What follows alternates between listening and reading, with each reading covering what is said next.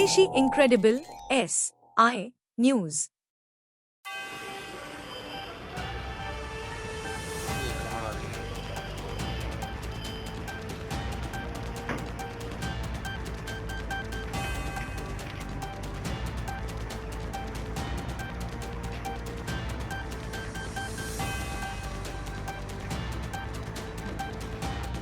Light मेरे पास दोनों कर लेना। आइए बैठिए। प्रतिभा आओ।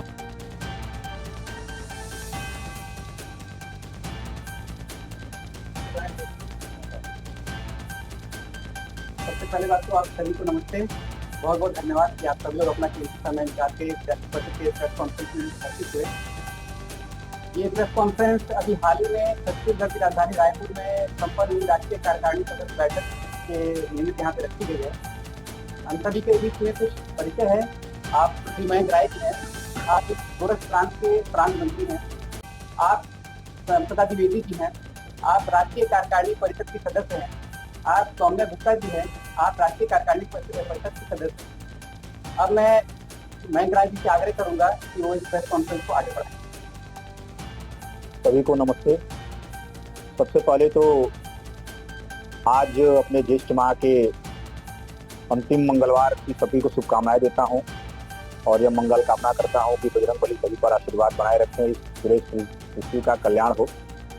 जैसा कि अभी मीडिया संयोजक शिवम पांडे जी ने बताया कि विश्व के सबसे बड़े छात्र संगठन अखिल भारतीय विद्यार्थी परिषद की राष्ट्रीय कार्यकारी परिषद की बैठक अभी 29, 30, 31 मई को छत्तीसगढ़ की राजधानी रायपुर में संपन्न हुई है। शिक्षा के क्षेत्र में, समाज के क्षेत्र में काम करने वाला विश्व का सबसे बड़ा और अग्रणी छात्र संगठन विद्यार्थी परिषद समय समय पर कार्यक्रमों और अपने बैठकों के माध्यम से समाज और देश में होने वाली गतिविधियों पर अपनी नजर भी रखती है और जहां आवश्यकता पड़ती है वहां समर्पण के साथ उपस्थिति भी दर्ज कराती है।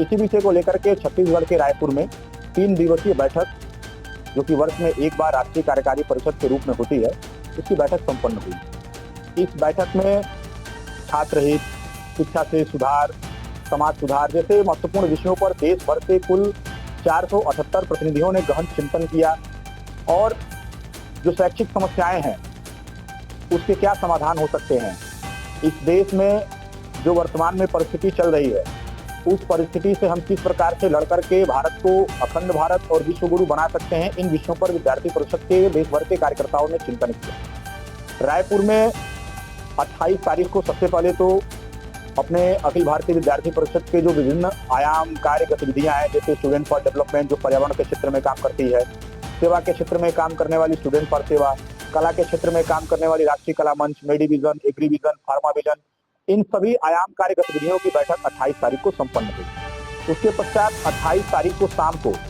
अखिल भारतीय विद्यार्थी परिषद रायपुर ने नागरिक अभिनंदन समारोह का आयोजन किया, जिसमें रायपुर के, छत्तीसगढ़ के मुख्यमंत्री साव जी, उस रायपुर के सम्मानित नागरिकगण, विद्यार्थी परिषद के रायपुर के, छत्तीसगढ़ के पूर्व कार्यकर्ता और देश भर से आए सभी प्रतिनिधि उसमें सम्मिलित रहे। उसके पश्चात 29 मई को अपने अखिल भारतीय विद्यार्थी परिषद के राष्ट्रीय कार्यकारी परिषद बैठक का विधिवत शुभारंभ अपने अभावित के राष्ट्रीय अध्यक्ष प्रोफेसर राजशरण शाही जी, राष्ट्रीय महामंत्री डॉक्टर वीरेंद्र सिंह सोलंकी जी और अभावित के राष्ट्रीय संगठन मंत्री श्री आशीष चौहान जी ने दीप प्रज्वलित कर किया। इसके पश्चात विद्यार्थी परिषद ने जो सबसे महत्वपूर्ण 4 प्रस्ताव इसमें पारित किया, जो कि देश भर के वर्तमान सामाजिक, आर्थिक, शैक्षिक परिस्थितियों पर आधारित है, जिसमें विद्यार्थी परिषद का जो सबसे पहला प्रस्ताव है वो है कोचिंग संस्थानों की मनमानी और विद्यार्थियों के शोषण पर नियंत्रण हेतु नीति बनाए सरकार। ये विद्यार्थी परिषद का पहला प्रस्ताव था। आप आज देख रहे होंगे कि समाज में किस प्रकार के कोचिंग सेंटरों का प्रचलन लगातार बढ़ता जा रहा है। विद्यार्थियों का अब आकर्षण भी शैक्षिक संस्थानों के बजाय कोचिंग सेंटरों की तरफ बढ़ रहा है। कोचिंग सेंटर पूरी तरह से शिक्षा के व्यवसायीकरण को बढ़ावा दे रहे हैं। इसलिए विद्यार्थी परिषद का यह मानना है कि जब तक विद्यार्थी परिसरों में नहीं जाएगा, जब तक उसका शिक्षक छात्र का संवाद नहीं होगा, तब तक एक अनुशासित और सामाजिक परिस्थिति उसकी अनुकूल नहीं होगी, उसका विकास उस तरह से नहीं हो पाएगा। इसलिए विद्यार्थी परिषद ने पहला प्रस्ताव ये रखा। इसके बाद जो विद्यार्थी परिषद का दूसरा प्रस्ताव था वह केंद्रीय विश्वविद्यालयों में कुलपतियों की नियुक्ति में हो रही अनियमितता और देरी, इस विषय